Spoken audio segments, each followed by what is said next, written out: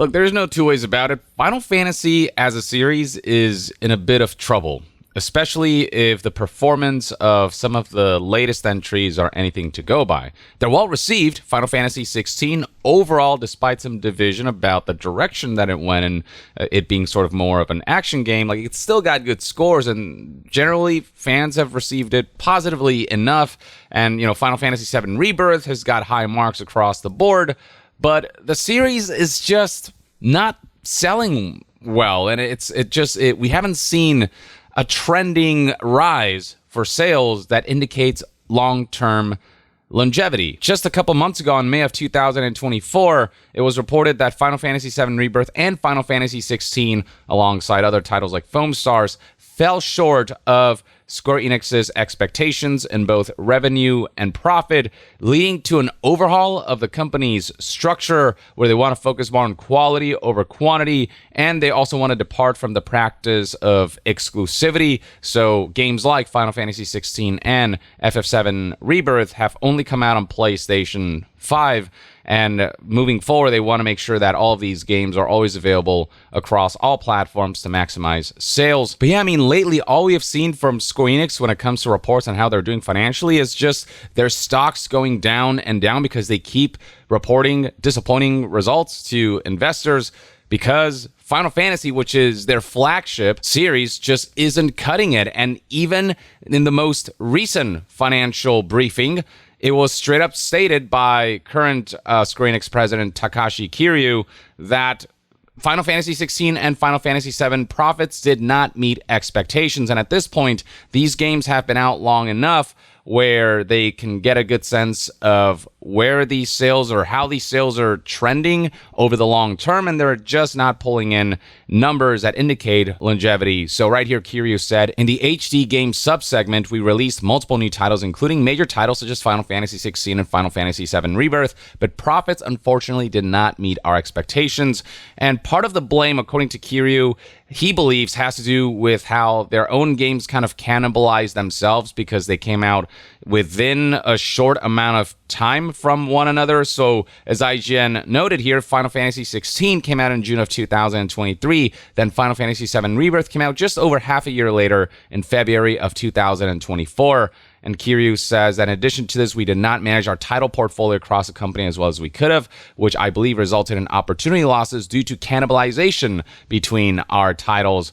And that's certainly part of the reason, alongside the fact that the audience base has been limited by the console exclusivity, combined with Square Enix having maybe too high of an expectation for how well they expect these games to sell. And so having budgets that are just not tenable for these kinds of games. But one interesting conversation that has cropped up beyond console exclusivity or Square Enix as a company setting expectations and budgets too high is that Final Fantasy itself, as a brand, may be so inconsistent in its identity that may be what is preventing it from garnering a new audience, from it garnering the kind of growth that we've seen other series, where through an identity that is strong and that eventually kind of becomes something that the masses kind of eventually fall in love with and becomes more mainstream, manage to find kind of a mainstream place for the kind of games that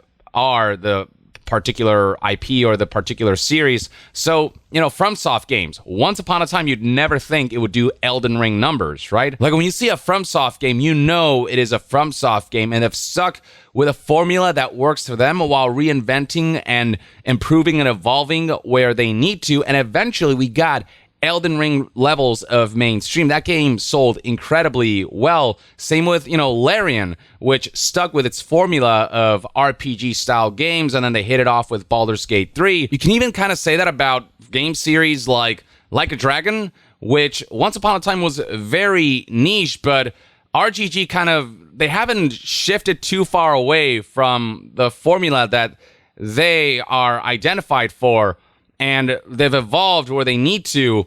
And obviously the story has gone places, and, starting with Yakuza Like a Dragon or Yakuza 7, they've obviously shifted genres to be more of like a JRPG instead of a beat 'em up. But even Like a Dragon 7 and 8 can be very clearly identified as Yakuza games.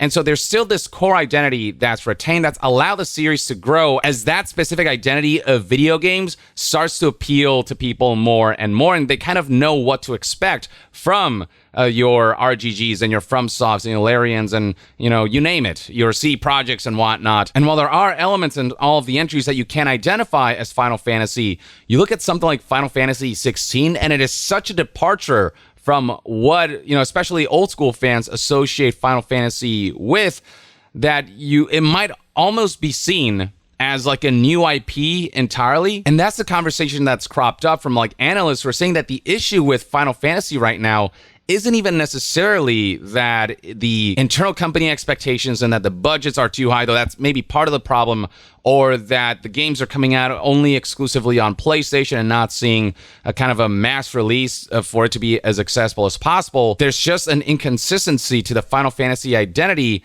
that has kind of made its audience base flatten out instead of it seeing growth over the years. Here's something that Daniel Ahmad said that's kind of interesting.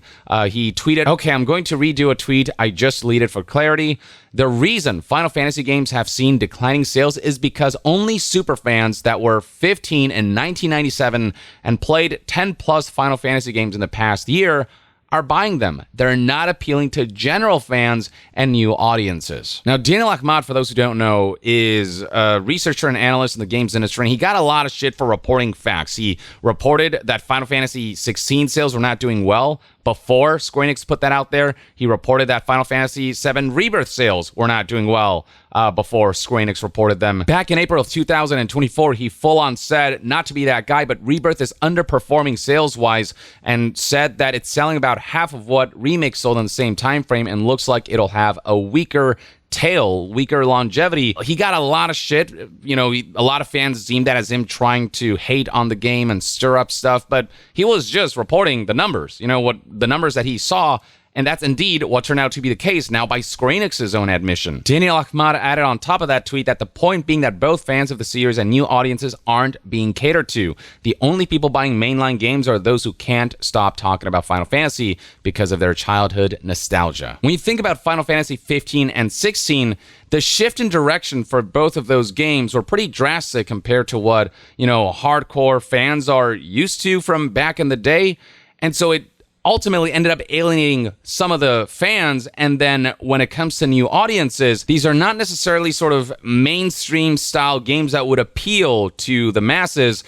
It still feels somewhat niche, but niches can grow over time with a certain level of consistency that makes the new entries of the series still identifiable, that fans can push for in terms of word of mouth. And as the fan base grows, as long as you don't alienate the fans, that growth eventually leads to an explosion that could allow the series to become a lot more mainstream. Again, FromSoft being prime example of once upon a time, only hardcore FromSoft fans would play these games. And then eventually, with Elden Ring in particular, there was this explosion where the fans stuck around and that fan base grew and grew and grew. And before you know it, the amount of word of mouth that spread as both the fan base grew and evolved, and as the FromSoft games themselves evolved and got better, and they evolved the formula in ways that eventually became more and more appealing, the FromSoft games eventually just kind of became huge. Final Fantasy, it kind of went in the other direction of not appealing to fans by changing things too much and making the latest entries in particular just not as identifiable and just not in line with what fans expect from the series, while delving into gameplay styles and genres of games that are not necessarily mass appeal, or presenting material that, just it almost feels like they're starting from scratch every time. Now, FromSoft has obviously experimented with various types of gameplay concepts, but when they do that, they have the foresight to name it in a way where it feels distinct from something like Dark Souls. So Sekiro is a very different kind of FromSoft game, a very different kind of Soulsborne game. Obviously, the gameplay with its parry system and the focus that it has on just mastering what you currently have instead of all the builds you can make in traditional, Dark Souls games, all that makes it distinct enough from Dark Souls that they're like, we cannot call this Dark Souls. This is a separate thing called Sekiro. With Final Fantasy, it feels like they would take a Sekiro and name it Dark Souls 3 or Dark Souls 4. You know what I mean? Even Sekiro feels identifiable as a Soulsborne, whereas Final Fantasy 16 feels completely removed from what Final Fantasy fans would expect. Not saying it's a bad game, but in terms of what the brand usually represents as a game series, Final Fantasy 16 is just kind of a little out there. You think of like Assassin's Creed, for example. Say what you want about the Assassin's Creed series, but the sales for that series, especially with, like Valhalla, that was actually I believe the best sales the series has ever seen. The most profitable Assassin's Creed entry in series history, made over $1 billion, and I think it's the second highest grossing Ubisoft game in the company's history. So, regardless of what your feelings are about that series, like there's a certain level of consistency that it maintains that has allowed the audience base for it to grow.